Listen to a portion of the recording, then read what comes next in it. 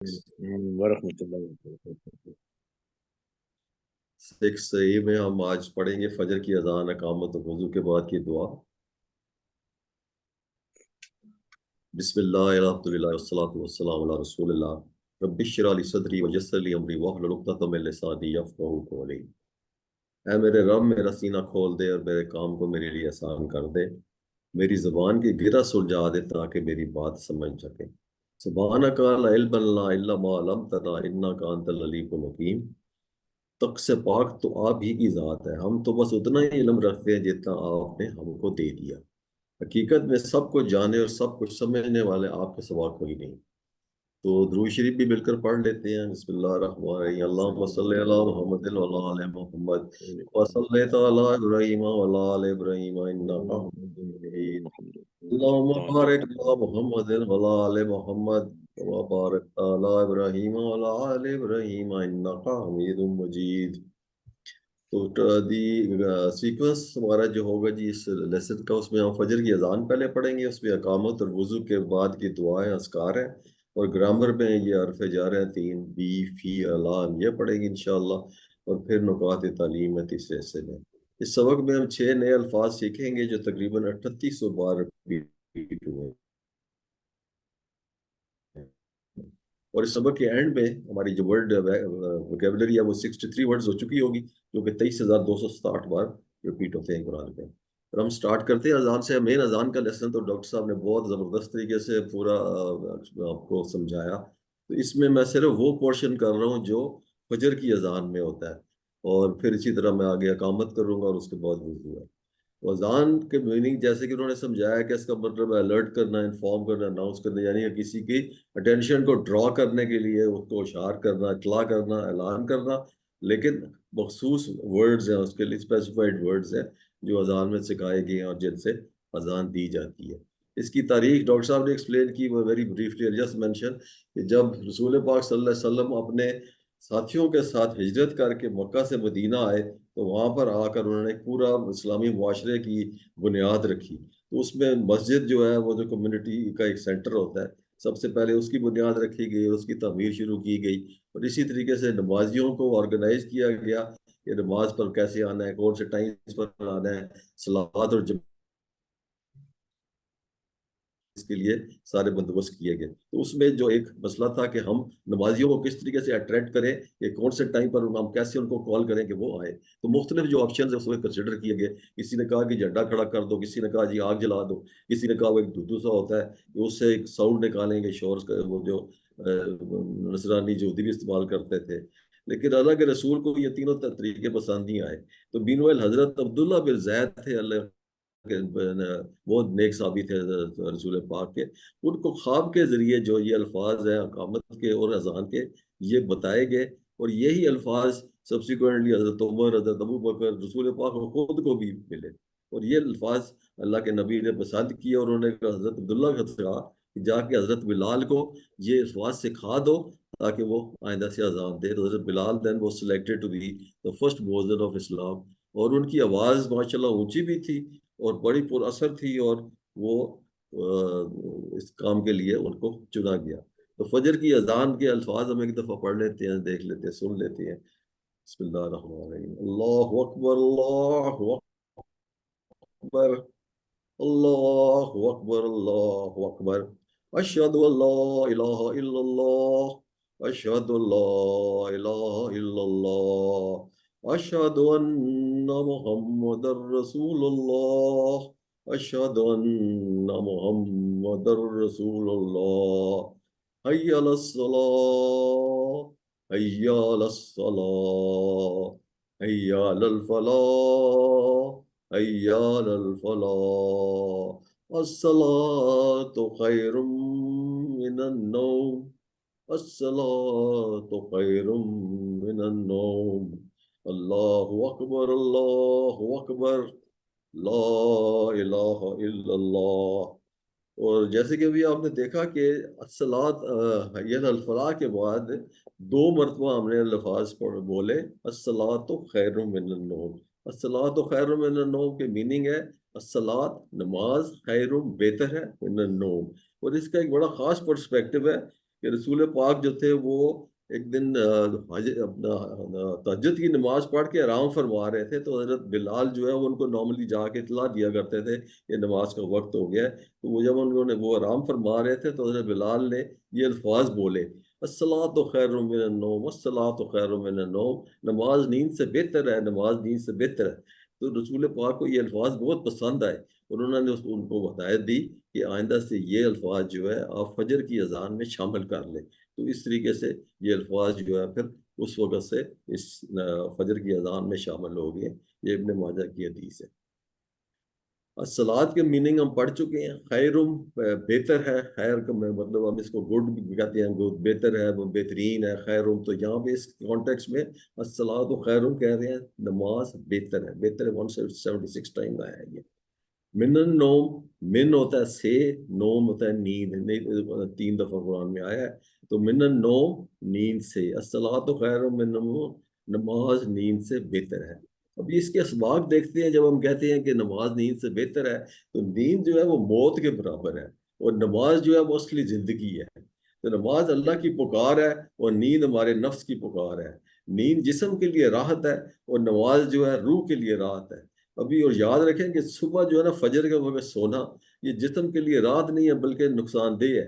This is a proven fact by medical science کہ جتنی ہماری باڈی میں ٹاکسٹی افیکٹس کریٹ ہوتے ہیں نا، کلوٹنگ آف بلڈ یا تھکننگ آف بلڈ، یا جس سے اسٹروکس ہوتے ہیں، ہارٹ اٹیکس ہوتے ہیں، یہ سارے all these take place in the later hour of the night or early hours of the morning، کیونکہ اس وقت یہ آپ کی ولنریبلٹی زیادہ ہوتی ہے۔ اگر آپ اٹھ کے اپنی کوئی موبلٹی وغیرہ کرتے ہیں، ہلتے جلتے ہیں، تو پھر وہ افیکٹس جو ہے نیوٹرلائز ہو جاتے ہیں۔ تو صبح کا وقت جو فضا کی تازگی ہے وہ جسم کے لیے بہترین ہے۔ جب آپ تیار ہو کے نماز کی کال کے اوپر مسجد کی طرف جاتے ہیں تو آپ کو ان پولیوٹیڈ اور بہترین آکسیجن ملتی ہے، اور کہتے ہیں the best oxygen is reserved for the Muslims۔ تو یہ اس کے لیے یہ اس میں اس کو فائدہ اٹھانا چاہیے ہمیں۔ تو اسی کو ہم ریپیٹ کرتے ہیں، اس کو الصلاۃ خیر من النوم میرے ساتھ پلیز ریپیٹ کریں، الصلاۃ الصلاۃ نماز، نماز، خیر نماز، الصلاۃ خیر خیر، بولیں پلیز، بہتر ہے، خیر بہتر ہے، بہتر من النوم من النوم نیند سے، نیند سے، من النوم من النوم نیند سے، نیند نوم سے، ہے، نون نہ کہیں اس کو، من النوم نیند سے، من النوم نیند سے، الصلاۃ خیر من النوم الصلاۃ خیر من النوم نماز بہتر ہے نیند سے۔ نماز بہتر ہے نیند سے۔ ابھی میں عربی پڑھتا ہوں، آپ ٹرانسلیٹ کریں پلیز۔ الصلاۃ خیر من النوم، نماز بہتر ہے نیند سے۔ جزاک اللہ۔ ابھی ہم اقامت پہ آتے ہیں۔ ابھی اقامت جو ہے نا، جب نماز کے لیے اقامت کہی جائے تو اذان کے کلمات جو ہے وہ دہرائے جاتے ہیں۔ اس میں ہم الصلاۃ خیر من النوم کہہ رہے تھے حی الفلاح میں، ابھی ہم حی الفلاح کے بعد اقامت میں ہم کہیں گے قد قامت الصلاۃ، یعنی کہ نماز، یقیناً نماز کھڑی ہو گئی، اور یہ ہم 2 دفعہ کہتے ہیں۔ قد کا مطلب ہے آلریڈی یا البتہ یا تحقیق بھی ہم ایسے کہتے ہیں۔ یہ قرآن میں بہت دفعہ آتا ہے، 406 دفعہ آلریڈی اس کو کہتے ہیں قد، آلریڈی یا البتہ۔ قامت ہے کھڑی ہو گئی، الصلاۃ نماز۔ تو اذان میں اس بات کا اعلان ہے کہ لوگ نماز کے لیے مسجد میں آئیں۔ اذان is the first call for you to come to the mask.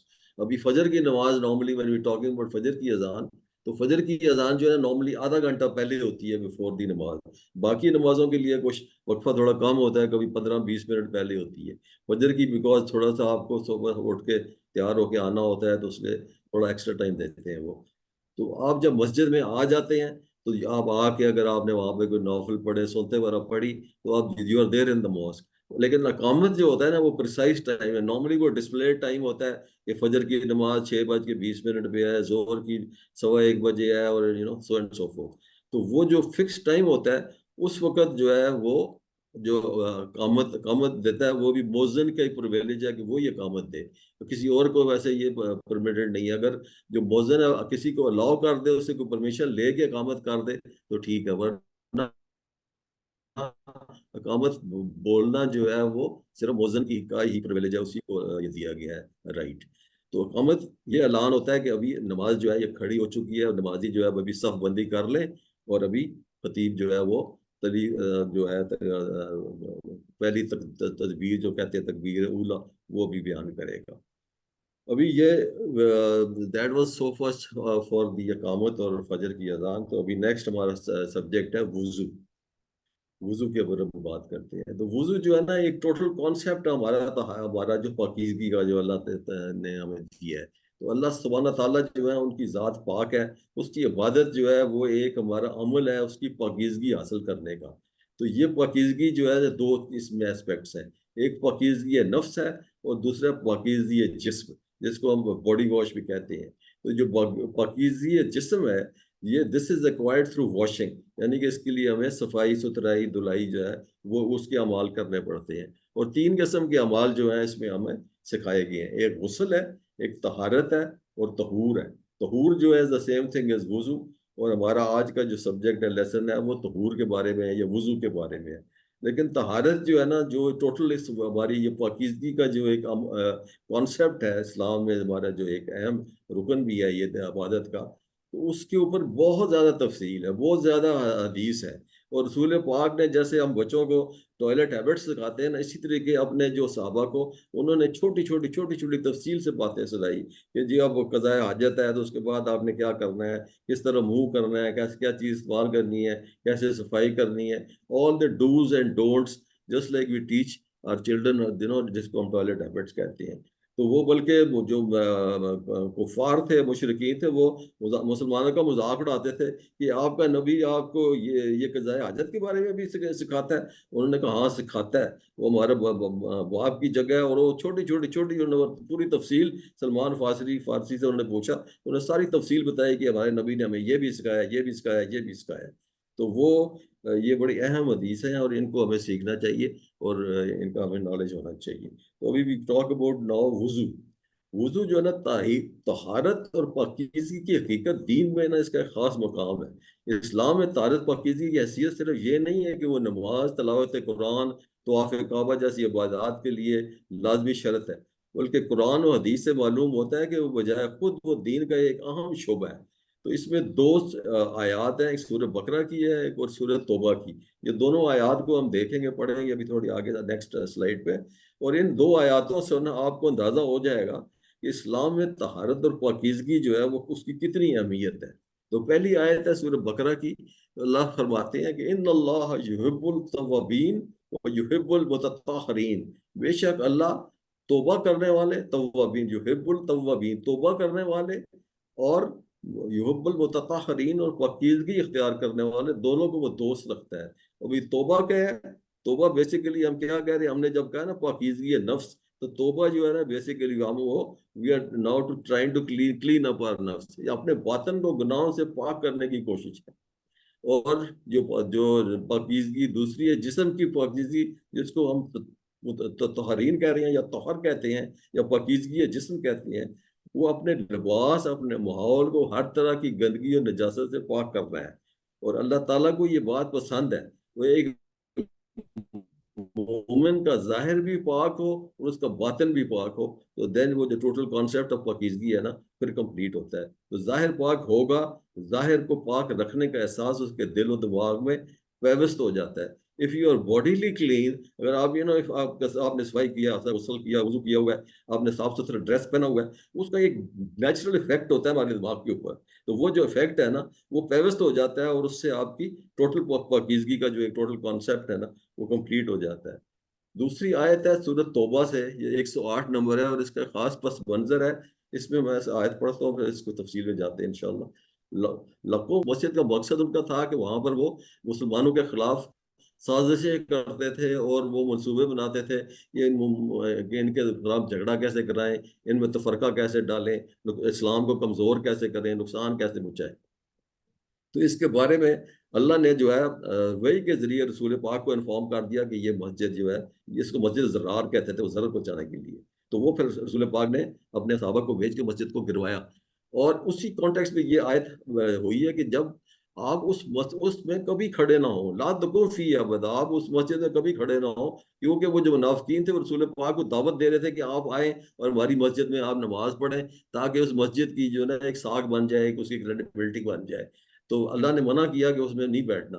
اور اللہ نے آن دا کانٹری پھر مسجد قباء اور اس کے نمازیوں کی اللہ نے تعریف کی. وہ کیا اللہ نے کہا، وہ مسجد جس کی بنیاد پہلے دن سے تقوی پر پڑی ہے، وہ حقدار ہے کہ آپ اس میں کھڑے ہوں اس میں.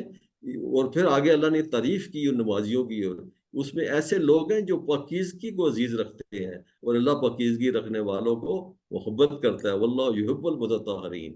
اور اس جس کے بنانے والے ظاہر اور باطن میں پاکیزگی، کپڑے گندگی اور ہر داغ میں محفوظ ہو، اسی طرح ان کا باطن بھی اجلا ہے، کیونکہ ظاہر کا اثر باطن پر اور باطن کا اثر ظاہر پر پڑتا ہے. اور اللہ تعالیٰ ہمیشہ پاک رہنے والوں کو پسند فرماتا ہے. ابھی یہ جب رسول پاک کو پر یہ آیت جب نازل ہوئی تو وہ ان کو ظاہر ہے وہ پتہ کریں کہ یہ قبا والوں کو اللہ نے پسند کیا ہے. تو رسول پاک نے ان سے پوچھا کہ تم پاکیزگی کے لیے کیا کرتے ہو؟ تو انہوں نے بتایا کہ ہم طہارت کے لیے پانی استعمال کرتے ہیں. ظاہر ہے کہ یہ طہارت وضو کا مقدمہ اور وضو کی نمائش کا پیش خیمہ ہے، یعنی کہ وہ اچھی طریقے سے طہارت صفائی اپنے کرتے تھے جو اللہ کو بہت پسند آئی اسے. یہ نماز جو ہے، یہ طہارت جو ہے، یہ نماز کے اہتمام پر دلالت کرتا ہے. یہ واضح ہے کہ وہ ظاہر کے اعتبار سے بھی نہایت معظم اور پاکیزہ لوگ تھے، اور صفائی نفس کے لیے بھی کوشاں رہتے تھے. کیونکہ ان کا ظاہر صفائی ساج داج کے لیے نہیں تھا. یہ بڑا صفائی اس لیے نہیں کرتے تھے کہ وہ ساج داج یا کوئی شوشا کے لیے کرتے تھے، وہ عبادت کے لیے کرتے تھے. اس سے یہ بات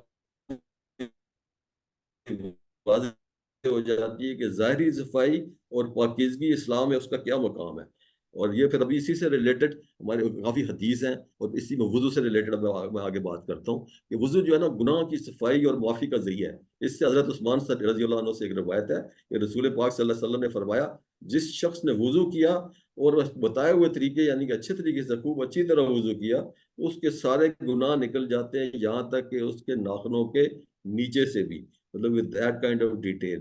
اور سورہ معاہدہ میں یہ آیت ہے، اور جس میں اللہ نے وضو کے جو فرائض ہیں وہ ایکسپلین کیے ہیں. اللہ نے فرمایا، یا ایھا الذین آمنوا اذ قمتم الی الصلاۃ فاغسلوا وجوہکم وایدیکم الی المرافق وامسحوا برؤوسکم وارجلکم الی الکعبین. اے لوگوں جو ایمان لائے ہو، جب تم نماز کے لیے اٹھو تو چاہیے کہ اپنے منہ ہاتھ کونیوں تک دھو لو، سروں سے سروں پر ہاتھ پھیر لو، اور پاؤں ٹخنوں تک دھو لو. ابھی 4 فرائض اس میں ہیں، میں تھوڑا ڈیٹیل میں جاتا ہوں اس کو. تو پہلے تو انہوں نے کہا نا، یا ایھا الذین آمنوا اذ قمتم الی الصلاۃ، یعنی کہ جب تم ارادہ کرو، جب نماز پڑھنے کے لیے مسلمانوں، جب تم نماز کا ارادہ کرو، یعنی کہ نماز کا اہتمام کرنا چاہو، تو دیکھو یہ تفسیر میں رول قرآن میں کہ ایسے نہ ہو کہ یوں ہی بغیر وضو اور بغیر ظاہری طور کے، یعنی کہ ظاہری پاکیزگی کے بغیر ہی اللہ کے سامنے جا کھڑے ہو. ایسے مت کرنا، بلکہ اس کے لیے پہلے تمہیں وضو کرنا ہے. وضو کرنے کا مطلب ہے کچھ آزاد ہونے ہیں. آزاد جو ہے پھر اللہ نے ایکسپلین کیے ہیں اس میں کہ وہ جو فرض ہے،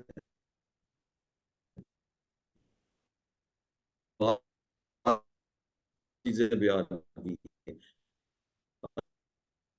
معاف کرنا، یہ سنتے ہیں، اس کو ہم سنتے بھی کہتے ہیں، مستحبات بھی کہتے ہیں، جنہیں آداب کہا جاتا ہے. تو یہ تعلیم رسول پاک صلی اللہ علیہ وسلم سے ہمیں ملی. وہ یوں کیجیے، اگر اس کا جو ذکر قرآن میں ہوتا ہے نا، وہ اس کو ہم کہتے ہیں احکام ذکر قرآن پاک، اور جو آداب ہوتے ہیں اس کو ہم سنت کہتے ہیں. تو جن چیزوں کا آداب سے تعلق ہے وہ سنتے ہیں، مستحبات ہیں. اور جب وضو کرو تو اللہ کے رسول نے کہا کہ سب سے پہلے ہاتھ دھو. تو پھر حضرت عثمان، حضرت جابر، حضرت ابو ذر، حضرت عمر، حضرت علی رضوان اللہ علیہ مجمعین، یہ سب صحابہ نے جو جس طریقے سے انہوں نے رسول پاک کو وضو کرتے ہوئے اپنی آنکھوں سے دیکھا تھا، اسی طریقے سے انہوں نے لوگوں کو تعلیم دی. انہوں نے لوگوں کو فرمایا کہ آؤ ہم تمہیں وضو کر کے دکھائیں جیسے کہ حضور صلی اللہ علیہ وسلم کا وضو کیسے ہوتا تھا. اس لیے وضو کے بارے میں جتنی بھی روایات ہیں وہ ہم تک تواتر کے ساتھ پہنچی ہیں. تو اس میں یہ 4 چیزیں ہیں. فغلسو وجوہ، سب سے پہلے تو ہو گیا نا ہاتھ دھونا، کلی کرنا اور ناک میں پانی ڈالنا. Now this relates to مستحبات یا سنت جو رسول پاک نے عمل کیے، صحابہ نے دیکھے اور اس کے بعد یہ وضو کا حصہ بن گئے. اس کے بعد 4 جو سورۃ المائدہ جیسے کو بیان کر رہی ہے، فغلسو وجوہکم وَأَيْدِيَكُمْ إِلَى الْمَرَافِقِ وَامْسَحُوا بِرُؤُوسِكُمْ وَأَرْجُلَكُمْ إِلَى الْكَعْبَيْنِ. پہلا ہو گیا فغلسو وجوہکم، یعنی کہ اپنا پورا چہرہ دھو. پورا چہرہ مین starting from the top of your forehead, پیشانی کے بالوں سے لے کے کانوں کے لووں اور تھوڑی کے بلو دا چن، تھوڑی کا پورا چہرہ دھونے کے بارے میں. پھر ہاتھ دھو. ہاتھ دھو کہاں تک؟ المرافق. المرافق میں کیا چیز شامل ہے؟ دی اینڈ آف یور، آپ کا جو بازو کا یہ پورشن، یہ جوائنٹ ہے جس کو کونی کہتے ہیں ہم. تو مرافق تک اپنے کلائیوں تک اپنے ہاتھ دھو. اور اس میں اگر کوئی جو ہے نا کوئی جگہ خشک نہ رہ جائے، خشک رہ جائے گی تو آپ کا وضو جو ہے نا وہ نہیں کمپلیٹ ہوگا. اس کے بعد پھر تیسرا عمل ہے وَامْسَحُوا بِرُؤُوسِكُمْ، اپنے سروں کا مسح کرو. مسح ہوتا ہے ہاتھ پھیرنے کو کہتے ہیں کہ کسی عضو پر گیلے پانی سے آپ ہاتھ پھیر کے مسح کہلاتے ہیں، تو دیٹ از کالڈ کہ آپ سروں کا مسح کرو. اور چوتھا آئٹم ہے وَأَرْجُلَكُمْ إِلَى الْكَعْبَيْنِ، اپنے پاؤں کو ٹخنوں تک دھو لو. ابھی یہ 4 چیزیں آئی ہیں. یہ 4 چیزیں جو ہے نا، جس میں چہرہ دھونا، ہاتھوں کو کونیوں تک دھونا، سر کا مسح کرنا، پاؤں کا دھونا. نو دس از دا سیکوینس. یہ ترتیب ہے اور یہ ترتیب بھی ضروری ہے. اس ترتیب کو بھی آپ اگر آگے پیچھے کریں گے تو آپ کا وضو کا عمل جو ہے وہ کمپلیٹ نہیں ہوتا. تو یہ صحیح وضو کا کہ جو ہے نا ٹوٹل دا طریقہ اس کو کیسے کرنا ہے. ابھی ہم وضو سے ریلیٹڈ جو اذکار ہیں وہ دیکھتے ہیں. تو سب سے پہلا اذکار یہ ہے کہ اس سے روایت ہے حضرت ابو ہریرہ سے، رسول پاک صلی اللہ علیہ وسلم نے فرمایا کہ اے ہریرہ، جب تم وضو کرو تو بسم اللہ والحمدللہ کہہ لیا کرو. اس کا اثر یہ ہوگا کہ جب تک تمہارا وضو باقی ہے اس وقت تک تمہارے محافظ فرشتے، یعنی کہ جو کاتبین اعمال، ہمارے شولڈرز پہ جو 2 فرشتے بیٹھے ہوئے ہیں ہمارے اعمال لکھنے والے، وہ تمہارے لیے برابر نیکیاں لکھتے رہیں گے. تو سبحان اللہ، ہمیں بھی ہر وقت وضو کی حالت میں رہنا چاہیے تاکہ یہ ہمارے فرشتے جو ہیں وہ ہمارے لیے نیکیاں لکھتے رہے. تو یہ بسم اللہ ہم نے پڑھا ہوا ہے. ہم نے پہلے بھی لیسن سیکنڈ لیسن میں پڑھا تھا. بسم بی اور اسم کو ملا کے بسم ہے، نام سے اللہ، اللہ کے. اور اسی سے پھر ایک اور جو ہے نا ہمارے جو وضو سے جو ہمارے اعضاء جن کے واش کرتے ہیں نا، ان کا ایک نورانیت کے بارے میں رسول پاک کی حدیث ہے. ابو ہریرہ سے پھر روایت ہے، فرمایا کہ میرے امتی قیامت کو دن جب جائیں گے تو وضو کے اثر سے ان کے چہرے، ان کے ہاتھ، ان کے پاؤں منور ہوں گے. بس تم کو بھی چاہیے کہ تم اپنی روشنی اور نورانیت بڑھا سکتے ہو، مکمل کر سکتے ہو تو ضرور کرو. اور اسی سے اب ایک اور حدیث ہے حضرت ابو ہریرہ سے اگین روایت ہے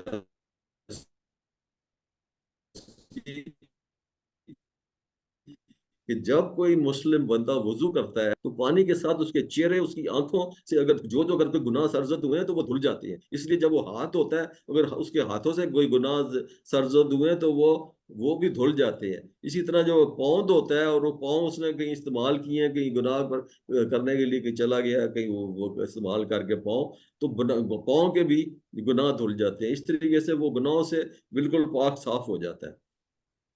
تو یہ ابھی سب سے یہ بڑی فضیلت والی دعا ہے جو رسول پاک صلی اللہ علیہ وسلم نے سکھائی. ہمارے اس لیسن کا حصہ ہے کہ رسول پاک صلی اللہ علیہ وسلم نے فرمایا تم میں سے کوئی بھی دھیان سے وضو کرے اور پھر یہ دعا کرے تو جنت کے 8 دروازے اس کے لیے کھول دیے جاتے ہیں جس میں وہ چاہے داخل ہو جائے.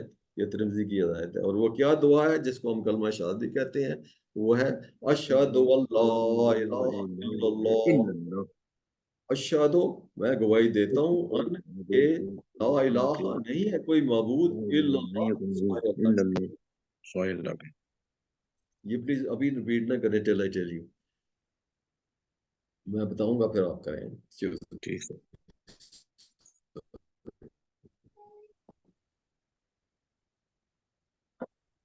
اس سے ابھی ہم پہلے سبق سیکھتے ہیں، ہم سبق ڈرا کرتے ہیں کیا ہے ہمارے لیے. سبق میں آپ کہہ رہے ہیں، آپ شہادت دے رہے ہیں. ابھی یہ ڈاکٹر صاحب نے نا بڑی تفصیل سے، بڑی خوبصورتی سے، بڑی ڈیٹیل سے وہ سمجھاتے ہیں، اور یہ تھوڑی بہت اس میں ریپیٹیشن ہے. I just try to summarise what he has been saying. یہ میں شہادت دیتا ہوں، یعنی کہ میری باتیں، میرا عمل، گھر میں، باہر، آفس، بازار میں، جدھر بھی ہوں، میں بتا رہا ہوں کہ میں شہادت دے رہے ہیں. یو آر میکنگ دس عہد، آپ کمٹمنٹ کر رہے ہیں کیا؟ کہ اللہ سے سب سے زیادہ محبت کرتا ہوں، اسی کو خالق مانتا ہوں، اسی کو رب مانتا ہوں، سارے کائنات کا حاکم مانتا ہوں، اسی کی عبادت اور اطاعت کرتا ہوں، اسی سے مدد مانگتا ہوں اور اسی پر بھروسہ کرتا ہوں.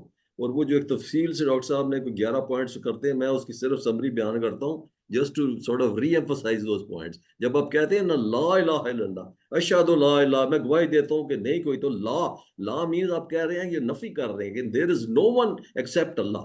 وہی کارساز ہے، ولی ہے، وہی حاجت روا ہے، وہی مشکل کشا ہے، وہی میرا فریاد کس ہے، اور وہ نقصان، میرا نفع نقصان کا مالک ہے. میں کسی کے توکل نہیں کرتا سوائے اس کے. اور وی سیک نو فیور اور نو گینز اور نو پروٹیکشن. کسی کی مجھے حفاظت نہیں چاہیے، کسی کی ضرورت نہیں چاہیے. میں کسی کا سجدہ نہیں کرتا سوائے اللہ کے، اور میں کسی کی اطاعت نہیں کرتا سوائے اللہ کے، اور میں کسی کے آگے سبمٹ یا سرنڈر نہیں کروں گا سوائے اللہ کے. وہی مالک ہے ہر چیز کا، اسی کے آگے میں جواب دہ ہوں، اور اسی کی رضا کے لیے اور اسی کی خوشی کے لیے، اور جو چیز جس پسند ہے وہ کرتا ہوں، جو نہیں اس کو پسند وہ میں نہیں کرتا. تو میں اسی سے ہدایت ڈرا کرتا ہوں. تو یہ جو ہے نا، یہ فیتھ اور یہ کنوکشن، جب آپ شہادت لے رہے ہیں اور آپ کہہ رہے ہیں اشہد لا الہ الا اللہ، تو یہ نا تصور اور اس احساس اور اس کے ساتھ کرنا چاہیے کہ آپ ایک بہت بڑی اپنے دین کی جو بیسک فاؤنڈیشن ہے، آپ کی جو بنیاد ہے، وہ ہے لا الہ الا اللہ. تو اس کی تشریح آپ نے اذان میں ڈاکٹر صاحب سے بڑی تفصیل سے سنی ہے. اس میں جو امپورٹنٹ چیز ہے نا، یہ کلمہ ہے لا الہ الا اللہ. لا الہ الا اللہ کیا ہے؟ یہ جنت میں داخلے کا آپ کا ایک جو ہے نا، it's a guarantee sort of thing. کہ اگر اللہ ہمیں خاتمۃ الایمان لا الہ الا اللہ پر کر دے، اور اگر ہمیں یہ لا الہ الا اللہ کہنا نصیب کر دے مر تو کہتے ہیں نا، قریب المر شخص کے ساتھ لا اللہ کی تنقین کرو، اس کے ساتھ پڑھو، تاکہ اس کو بھی اللہ یہ نصیب کر دے. اور یہ مثال ڈاکٹر عزیز صاحب نے اکثر دیا کرتے ہیں. یہ ایک ایمرجنسی کا ڈاکٹر تھا، اس کے سامنے lot of patient used to come and die, about 10-12 کو اس نے خود دیکھا مرتے ہوئے، لیکن only 2 were able to recite لا الہ الا اللہ. تو اس لیے اس کلمے کی اہمیت کو ہمیں ذہن میں رکھنا، اس کو رپیٹ کرنا، اس کا ورد کرنا، اس کو ہر وقت اس کا ذکر کرتے رہنا زبان پر، تاکہ موت کے وقت یہ کلمہ اللہ ہمیں نصیب کرے. آمین ثم آمین. وحدہ، وہ اکیلا ہے. وحد اکیلا، وہ اکیلا ہے. وہ کے لیے واحد ہے، اکیلا. اور اسی طرح واحد بھی کہتے ہیں اکیل. آحد ہوتا ہے سنگل. توحید the total concept of وحدانیت آف اللہ. اس کو جب توحید اس کو کہتے ہیں. لا شریک، لا ہوتا ہے نہیں، شریک نہیں کوئی شریک اس کا. تو شریک کے دوسرے ورڈ، جیسے شریک اردو کا ورڈ ہے، شرکاء اس کا پلورل ہے، 40 ٹائمز آیا ہے قرآن میں. اور شریک ہوتا ہے حصے دار یا پارٹنر. شریکہ ہو گیا. شرکاء از دی پلورل. شرک وہ عمل جس سے آپ کوئی گناہ کرتے ہیں، جس کو ہم نے گناہ عظیم اور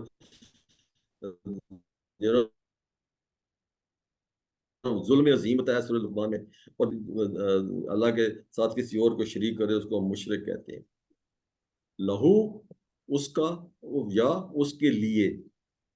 ابھی اس کے اوپر تھوڑا غور و فکر کرتے ہیں اور اس کے اسباق دیکھتے ہیں. وحدہ لا شریک لہ، ابھی آپ نے نا 3 دفعہ ہم نے ریپیٹ کیا ہے. اشہد لا الہ الا اللہ 1 ٹائم، وحدہ وہ اکیلا ہے 2 ٹائمز، لا شریک اللہ نہیں کوئی اس کا شریک 3 ٹائمز. تو یہ وحدانیت کو نا پھر دوبارہ یہ الفاظ جو ہے نا یہ اقرار کر رہے ہیں. تو شرک سے that means this repetition means کہ آپ شرک سے مکمل بیزاری کا اعلان کر رہے ہیں. ورنہ ہماری نجات مشکل ہے، کیونکہ اللہ تعالیٰ شرک کو ہرگز معاف نہیں کرتا. یہ جو ہے نا ایک گناہ ہے جس سے اللہ تعالیٰ کو غضب ہوتا ہے جس پر. تو شرک کی خطرناکی کو ذہن میں رکھتے ہوئے پڑھیے. تو ابھی اس کو ہم ریپیٹ کرتے ہیں، پلیز میرے ساتھ بولے. وحدہ، وحدہ، وہ اکیلا ہے. وہ اکیلا ہے. لا شریکا، لا شریکا، نہیں ہے کوئی شریک. نہیں ہے کوئی شریک. لہو، اس کا. لہو، اس کا. میں عربی پڑھوں گا، آپ ٹرانسلیٹ کریں. وحدہ لا شریک لہو. وہ اکیلا ہے نہیں ہے کوئی شریک اس کا. جزاک اللہ. ابھی ہم آگے چلتے ہیں جی. آگے ہم کہتے ہیں واشہدو، میں گواہی دیتا ہوں، انا کہ محمد صلی اللہ علیہ وسلم عبدہ، اس کے بندے، ورسولہ، اور اس کے رسول ہیں. واشہدو انا محمد، ابھی آپ نے اذان میں اس کے اوپر ڈاکٹر صاحب سے بڑی تفصیل سے انہوں نے یہ ہمیں سمجھایا. تو اس میں ایڈیشنل جو چیز آ رہی ہے وہ عبدہ ورسولہ ہے. عبد اللہ کہتے ہیں ہم اللہ کے بندے کو، اور عبدہ، عبد بندہ، ہو اس کا، تو عبدہ اس کے بندے. عبد کا جو پلورل ہے جس کو جمع عباد ہے، وہ 125 ٹائم آیا قرآن میں. رسول ہو، رسول کا ہو ہو جاتا ہے اس کا رسول، تو اس کے رسول کو رسول ہو اس کا میننگ ہے.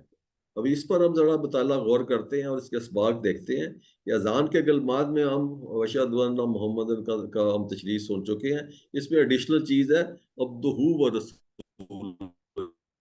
یہاں پر عبد بندے کا لفظ زیادہ ہے.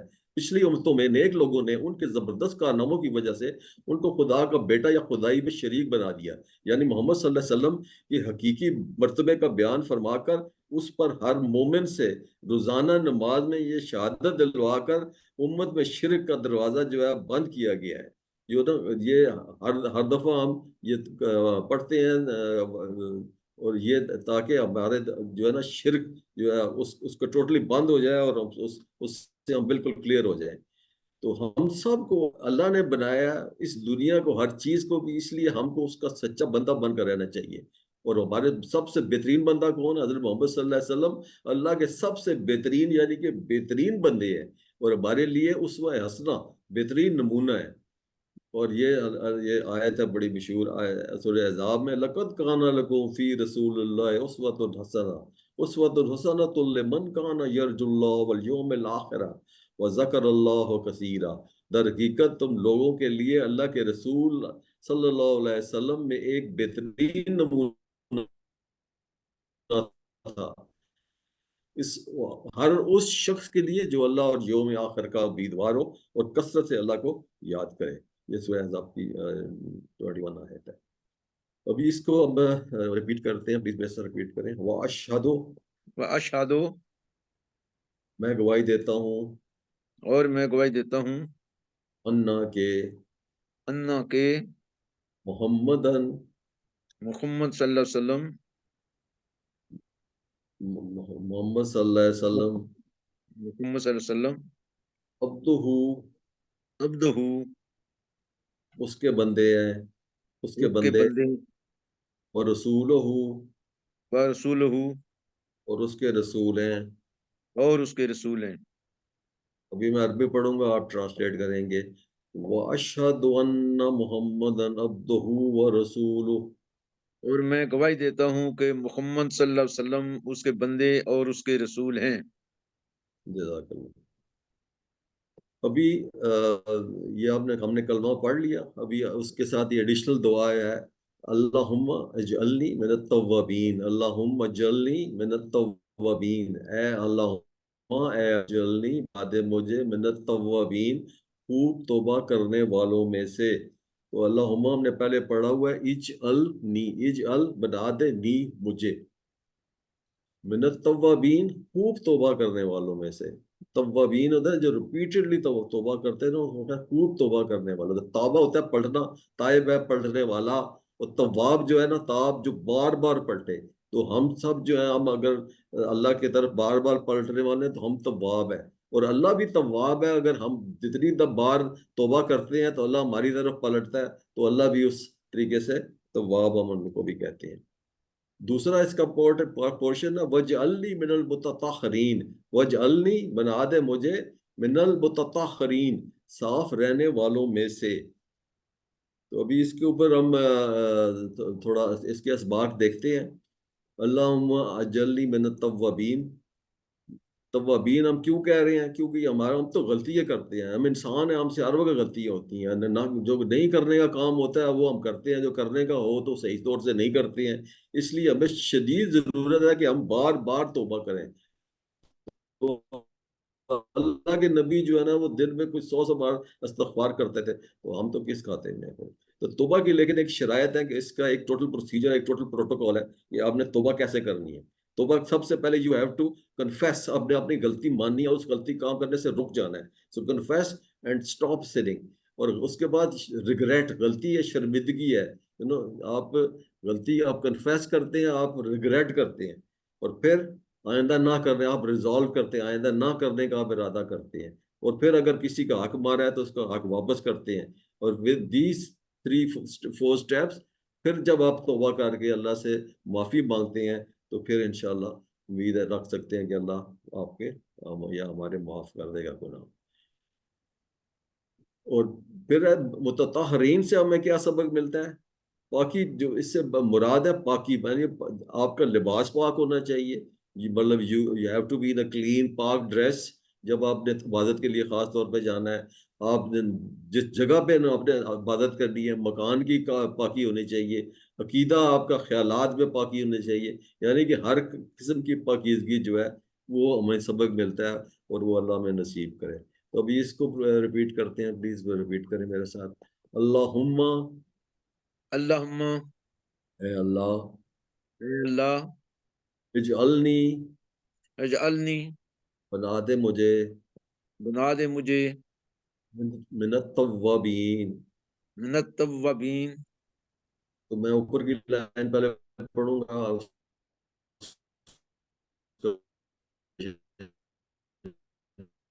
اجعلنی